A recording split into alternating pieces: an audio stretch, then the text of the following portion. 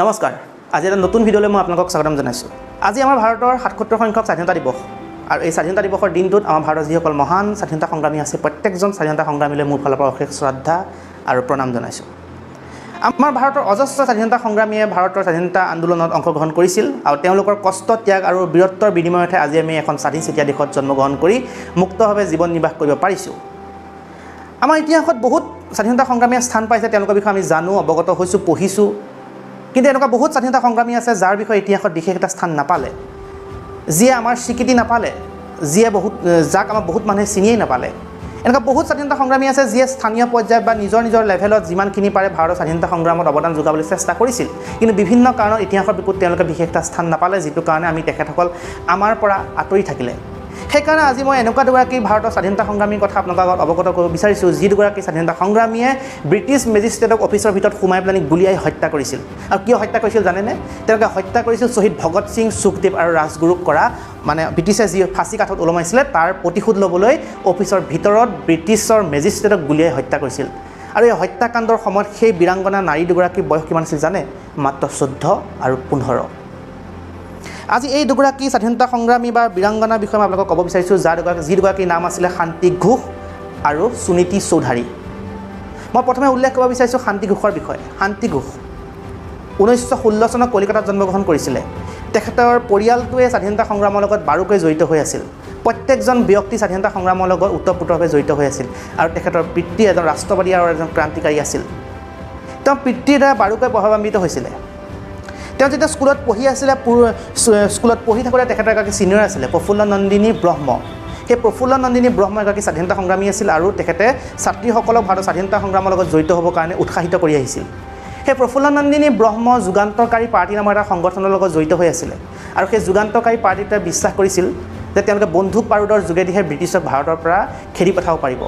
তেওঁলোকে এটা ছিক্ৰেট এটা সংগঠন আছিল, এটা গোপনীয় সংগঠন আছিল, যিয়ে বন্দুক বাৰুদৰ যোগেদি বিভিন্ন অফিচাৰসকলক হত্যা কৰিছিল গোপনে। বহুতে গমেই পোৱা নাছিল যে এই কাণ্ডবিলাক কোনে কৰি আছে।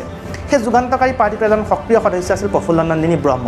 আৰু এই প্ৰফুল্ল নন্দিনী ব্ৰহ্মৰ দ্বাৰা প্ৰভাৱান্বিত হৈ শান্তি ঘোষে যুগান্তকাৰী পাৰ্টীত অংশগ্ৰহণ কৰে। আৰু যেতিয়া যুগান্তকাৰী পাৰ্টীত অংশগ্ৰহণ কৰে তেতিয়া শান্তি ঘোষে যুগান্তকাৰী পাৰ্টীৰ দ্বাৰা বিভিন্ন সমৰ কৌশল, চেল্ফ ডিফেন্সৰ বিভিন্ন প্ৰশিক্ষণ লৈছিল, লগতে বন্দুক বাৰুদ কেনেকৈ চলাব লাগে তাৰো প্ৰশিক্ষণ লৈছিলে। আন এগৰাকী স্বাধীনতা সংগ্ৰামী আছিলে, মই যাৰ বিষয়ে উল্লেখ কৰিছোঁ, তেওঁ হৈছে সুনীতি চৌধাৰী। এই সুনীতি চৌধাৰী একেই কলিকতাতে জন্মগ্ৰহণ কৰিছিলে আৰু তেখেতৰ পৰিয়ালো স্বাধীনতা সংগ্ৰামৰ লগত বাৰুকৈ জড়িত হৈ আছিলে। আৰু সেইকাৰণে তেখেতে সৰুৰ পৰাই ব্ৰিটিছক যথেষ্ট ঘৃণা কৰিছিল আৰু তেওঁ সৰুৰ পৰাই এটা কথা বিশ্বাস কৰিছে, বন্দুক বাৰুদ বা অস্ত্ৰ শস্ত্ৰ প্ৰয়োগৰ যোগেদিহে ব্ৰিটিছক ভাৰতৰ পৰা খেদি পঠাব পৰা যাব। সেইকাৰণে তেওঁ ভাৰতৰ স্বাধীনতা সংগ্ৰামৰ লগত জড়িত হ'বৰ কাৰণে সকলো প্ৰকাৰ চেষ্টা চলাইছিলে সৰুৰ পৰাই। সুনীতি চৌধাৰীৰ দুজন ককায়েক আছিলে, দুইজনে কলেজত পঢ়ি আছিলে। কলেজত পঢ়ি থকা কালত তেওঁলোকে ব্ৰিটিছৰ বিৰুদ্ধে বিভিন্ন সংগ্ৰামত জড়িত হৈ আছিলে। সেইকাৰণে ককাইসকলৰ দ্বাৰা তেওঁ যথেষ্ট প্ৰভাৱান্বিত হৈছিলে। যিখন স্কুলত প্ৰফুল্ল নন্দিনী আৰু শান্তি ঘোষ পঢ়িছিলে সেই একেখন স্কুলতে সুনীতি চৌধাৰীও পঢ়িছিলে আৰু সেই সুনীতি চৌধাৰীয়ে প্ৰফুল্ল নন্দিনীৰ দ্বাৰা বাৰুকৈ প্ৰভাৱান্বিত হৈছিলে। মই আগতেও উল্লেখ কৰিছোঁ যে প্ৰফুল্ল নন্দিনীয়ে সেই সময়ত ছাত্ৰীসকলক ভাৰতৰ স্বাধীনতা সংগ্ৰামত অংশগ্ৰহণ কৰিবৰ কাৰণে যথেষ্ট উৎসাহিত কৰিছিল, যিটো কাৰণে সুনীতি চৌধাৰীও প্ৰফুল্ল নন্দিনীৰ দ্বাৰা যথেষ্ট প্ৰভাৱান্বিত হৈছিলে। প্ৰফুল্ল নন্দিনী ব্ৰহ্মৰ সহযোগতে তেওঁ যুগান্তকাৰী পাৰ্টীৰ সদস্য হয়। আৰু যেতিয়া প্ৰফুল্ল নন্দিনী, শান্তি ঘোষ আৰু সুনীতি চৌধাৰী যুগান্তকাৰী পাৰ্টীৰ সদস্য হয়, তিনিগৰাকীয়ে উৎসাহ আৰু উদ্যম দেখি সেই সময়ত জ্যেষ্ঠ যিসকল পাৰ্টী লিডাৰ আছিলে তেওঁলোকে তেওঁলোকক প্ৰশিক্ষণৰ বাবে ত্ৰিপুৰালৈ প্ৰেৰণ কৰে আৰু তিনিগৰাকীয়ে অতি কম সময়ৰ ভিতৰতে চেল্ফ ডিফেন্সৰ প্ৰশিক্ষণ লোৱাৰ লগতে অস্ত্ৰ শস্ত্ৰ বন্দুক বাৰুদ কেনেকৈ চলাব লাগে তাৰ সম্পূৰ্ণ প্ৰশিক্ষণ লৈছিলে। তেওঁলোকৰ যেতিয়া প্ৰশিক্ষণ সম্পূৰ্ণ হ'ল তেতিয়া এটা তেওঁলোকে প্লেন ল'লে যে তেওঁলোকে শ্বহীদ ভগত সিং, সুখদেৱ আৰু ৰাজগুৰু যিসকলে হত্যাকাণ্ড কৰিছিল ব্ৰিটিছৰ বিৰুদ্ধে তেওঁলোকে ইয়াৰ প্ৰতিশোধ ল'ব।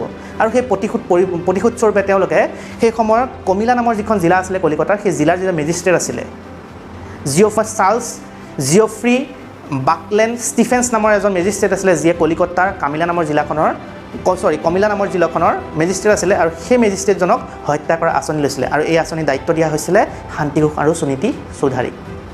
নিৰ্দিষ্ট প্লেন অনুসৰি 1931 চনৰ 14 ডিচেম্বৰ তাৰিখে সুনীতি চৌধাৰী আৰু শান্তি ঘোষে মেজিষ্ট্ৰেট অফিচলৈ যায় আৰু অফিচলৈ গৈছিলে এই বুলি যে তেওঁলোকে কলেজৰ ছাত্ৰ ছাত্ৰীসকলৰ কাৰণে এটা সাঁতোৰ প্ৰতিযোগিতা আয়োজন কৰিব বিচাৰিছে, যাৰ কাৰণে মেজিষ্ট্ৰেটৰ পাৰ্মিশ্যন বিচাৰি গৈছিলে। আৰু তেওঁলোকৰ যিহেতু কম বয়সীয়া আছিল, 14-15 বছৰীয়া ছোৱালী আছিল, গতিকে তেওঁলোকক কোনো ধৰণৰ চেক নকৰাকৈ প্ৰৱেশ কৰিবলৈ দিয়ে।